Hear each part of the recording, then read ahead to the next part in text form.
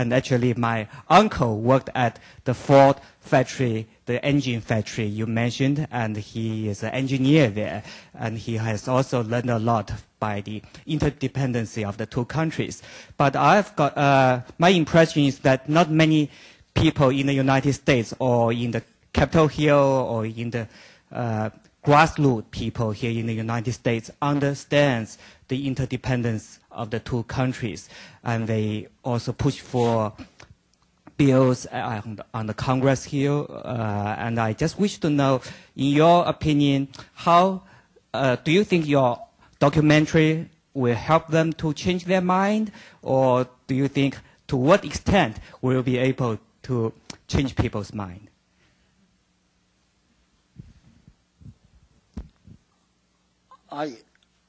I think it can help. I mean, we all just pitch our little pebble into the pond. But I think people, once they understand and kind of see the other person as a human being, attitudes can change very quickly. And I'm not sure that the feelings, I mean, I love the Pam Lisa quality because she's confused. I mean, as angry and as hurt, and she is, it is the blue-collar worker in this country who is being hurt while everybody else profits out of it, and a real issue for us.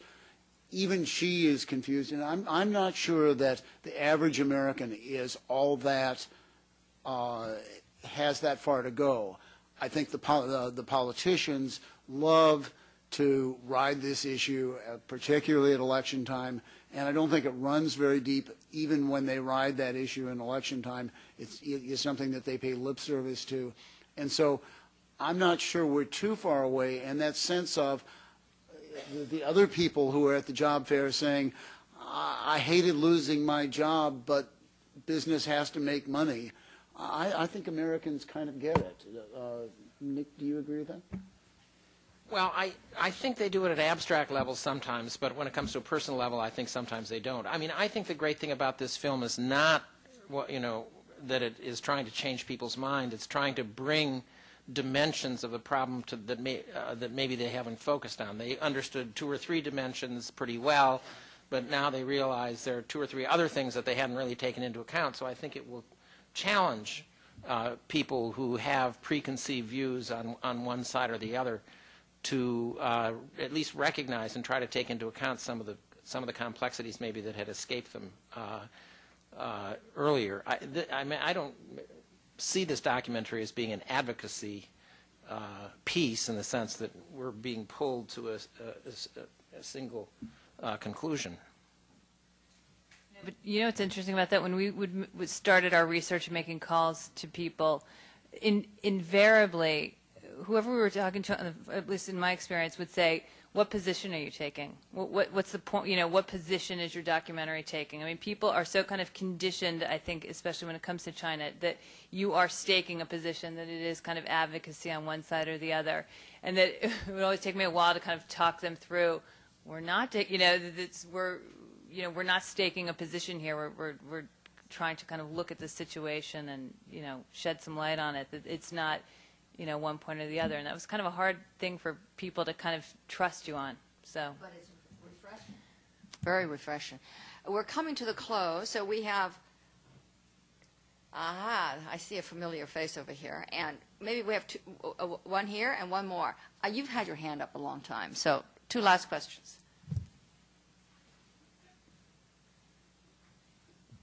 I'm Toby McCuro. My question involves the demographic imbalance in China, or the growing demographic imbalance.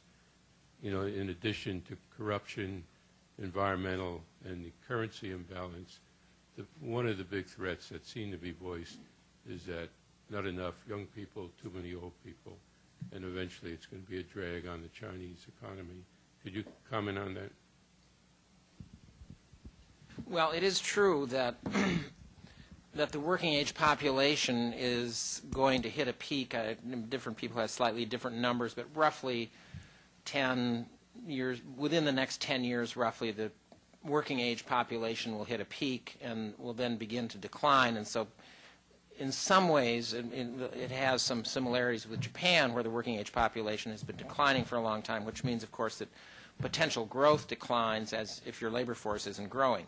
I tend to be a little bit skeptical of these parallels with Japan for the simple reason that about half of the workers in China today are still employed in the agricultural sector. In Japan, it's in the low single digits, and most of those are hobby farmers that are growing subsidized rice. So there's still, I think, now and in the future, over the next couple of decades, will be the potential to move people out of the rural sector into the modern sector, by which I mean either manufacturing or services. The productivity differential is enormous. As the clip said, what they can earn in the countryside is approximately zero. And so when they can get a job in the modern sector, even if it's very, very unskilled, low wage, it looks very high. It's very high compared to what they used to be doing. And there would be continual potential for gains in the aggregate in China. So I don't think the slowdown in the growth of the working age population is going to have the same effect on potential long-term growth as it's having in Japan, because of this ability to continue to transfer labor into more productive uses. I think the other quick thing on that is entitlements, that this is where you realize how deeply we are into entitlements. And the programs for older Chinese, the expectations are very low, and the assumption is that your children are going to take care of you. And not having set they've broken the iron rice bowl that promised a bunch of things, and that gives them a little bit more flexibility.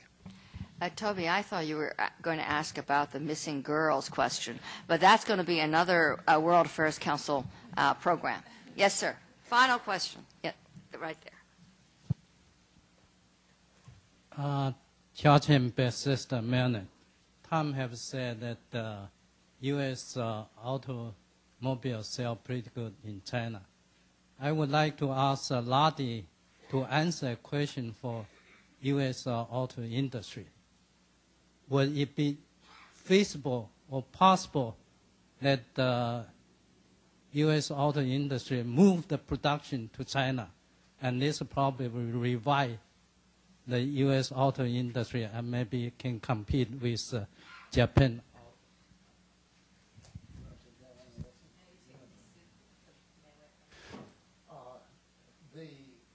The answer from the Ford people and from the General Motors people is, for the time being. Sorry.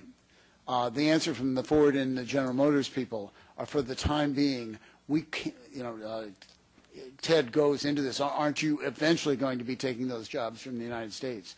And their answer, and I think it's fairly sincere, is, for the time being, we are not able to keep up with the Chinese market. The Chinese market is going to be going so fast that for the foreseeable future, we're going to be racing as hard as we possibly can to be able to make cars for the Chinese market, and that's where the growth is going to be, rather than trying to shift the production from the United States. Long term, you just know that's going to happen, and this really isn't about China. It's about the world is flat, and eventually the Chinese will be at a higher technological stage, and we'll be doing it in Vietnam or someplace else who gets it together. But that's the answer we got again and again.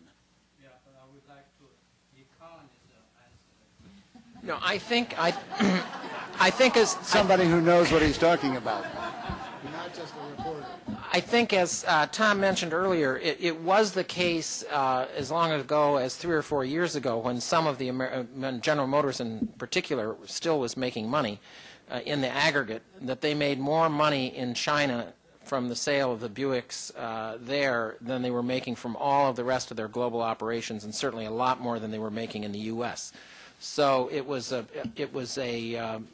activity, a manufacturing activity that was contributing very substantially to the bottom line. And today, of course, their losses in the United States are so staggering that they couldn't possibly compensate for them to a significant degree by profits in China. But their manufacturing activities in China are still highly profitable and certainly are contributing to the bottom line of the company.